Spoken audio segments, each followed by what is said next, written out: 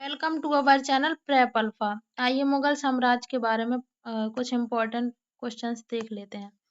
तो वह युद्ध जिसमें एक पक्ष द्वारा प्रथम बार तोपों का उपयोग किया गया था तो पानीपत का प्रथम युद्ध था। मेवाड़ के जिस राजा को 1527 ईस्वी में खानवा के युद्ध में बाबर ने हराया था वह था तो राणा सांगा। मतलब बाबर ने राणा सांगा को हराया था 1527 ईस्वी में। बाबर को सर ए पुल के युद्ध में पराजित किया था शैबानी खान ने। बाबर ने पातशाह की उपाधि धारण करी थी काबुल में। बाबर द्वारा लड़े गए प्रमुख युद्ध तो पानीपत का प्रथम युद्ध 21 अप्रैल 1526 में लड़ा था और यह था इब्राहिम लोदी और बाबर के बीच में, तो जिसमें बाबर जीत गया था। खानवा का युद्ध 1527 में लड़ा गया था तो ये राणा सांगा और बाबर के बीच में, तो बाबर जीत गया था। सारे युद्ध बाबर ने जीते हैं जो जिन जिन में बाबर लड़ा। चंदेरी का युद्ध 1528, मेदिनी राय और बाबर, बाबर फिर से जीत गया। घाघरा का युद्ध 1529, अफगानों और बाबर, बाबर विजय। 1526 से स्टार्ट करा, 27 में भी लड़ा, 28 में भी लड़ा, 29 में भी लड़ा। सबसे पहले 1526 में पानीपत का प्रथम युद्ध लड़ा, फिर खानवा का युद्ध, फिर चंदेरी का युद्ध, फिर घाघरा का युद्ध। 21 अप्रैल 1526 पानीपत का युद्ध, 17 मार्च 1527 खानवा का युद्ध, 29 जून 1528 चंदेरी का युद्ध, घाघरा का युद्ध 6 मई 1529 और सब में बाबर विजयी रहा। वह दो शासक जिनके मध्य 17 मई 1540 में कन्नौज के पास युद्ध हुआ तो वह शेरशाह और हुमायूं के बीच में हुआ था। शेरशाह सूरी का अंतिम अभियान था कालिंजर राज्य के विरुद्ध। मध्यकालीन भारतीय शासक जिसने पट्टा और कबूलियत की व्यवस्था प्रारंभ करी थी तो शेरशाह ने करी थी। शेरशाह की मृत्यु हुई थी कालिंजर के युद्ध में। मध्ययुगीन शासकों में उच्च शिक्षित शासक था शेरशाह।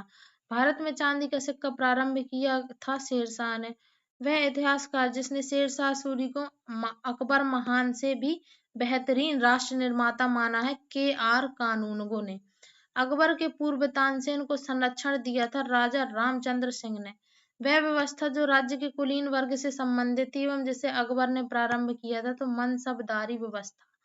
हल्दी घाटी के युद्ध में महाराणा प्रताप की राजपूत सेना का सेनापति था हकीम खान सूर। अकबर के शासनकाल में ध्रुपद गायकों में सम्मिलित थे तानसेन और हरिदास। अकबरकालीन सैन्य व्यवस्था आधारित थी मनसबदारी। दीन इलाही को धर्म कहने वाले इतिहासकार थे अब्दुल कादिर बदायूनी। अकबर द्वारा दीवान का पूर्ण रूप में दर्जा दिया जाने वाला प्रथम व्यक्ति था मुजफ्फर खान तुर्बाती।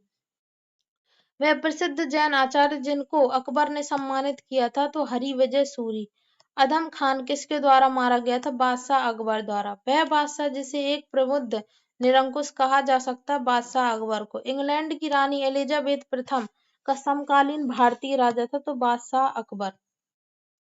अकबर के राज्यकाल में दक्षिण में वह एक प्रांत जो मुगल राज्य का भाग नहीं था गोलकुंडा। राजपूतों का वह राज्य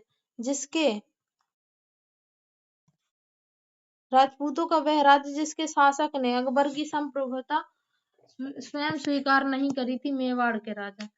और अकबर ने सर्वप्रथम वैवाहिक संबंध राजपूतों के जिस वंश से स्थापित करे थे वह था कछवाहों से।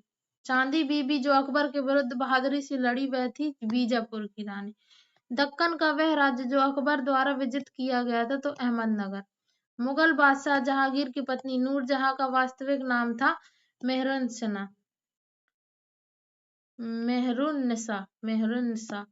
जहांगीर ने जिसे नादिर उज जमा की पदवी प्रदान करी थी वह थे अबुल हसन।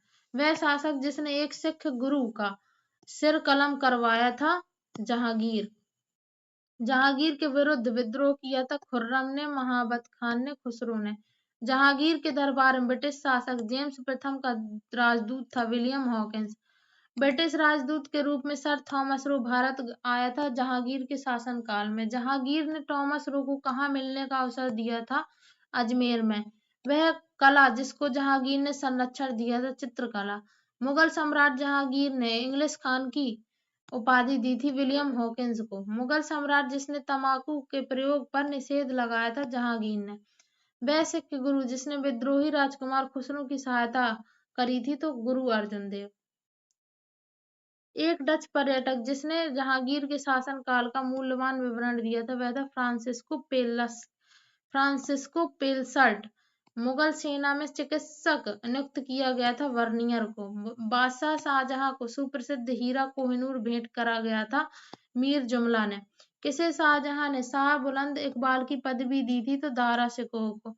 वह सम्राट जिसने अपनी राजधानी आगरा से दिल्ली स्थानांतरित करी? तो शाहजहां।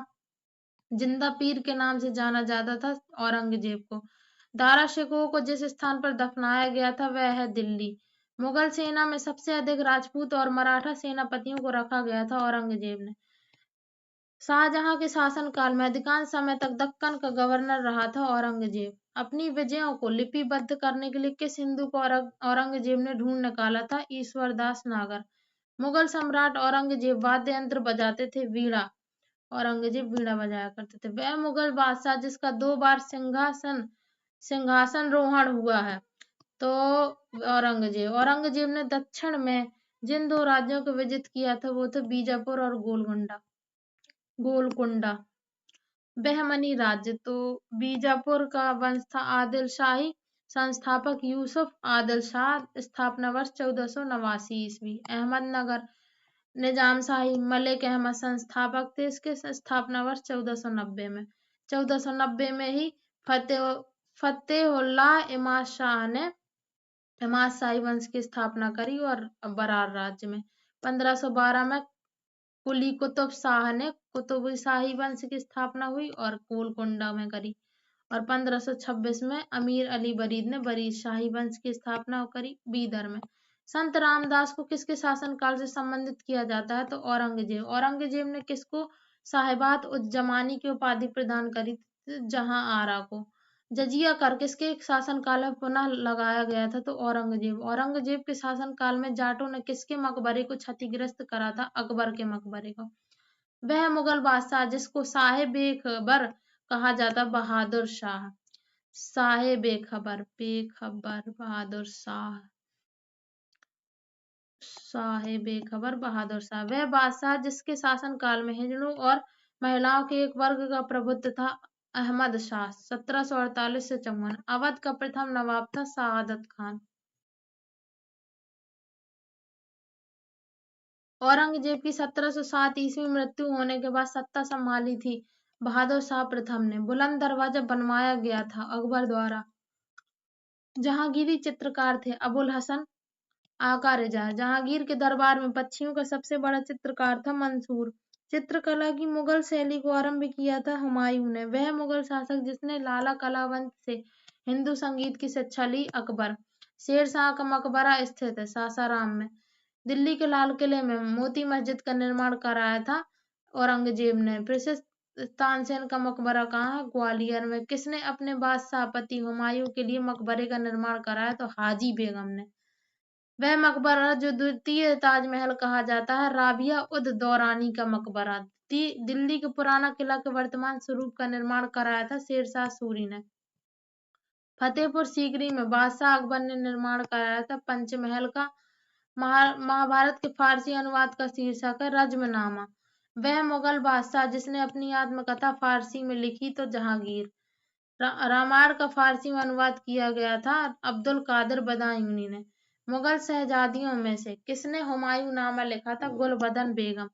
अनवार ए सोहैली नामक ग्रंथ किसका अनुवाद है? पंचतंत्र का। शाहजहां के शासनकाल का राजकवि था कलीम।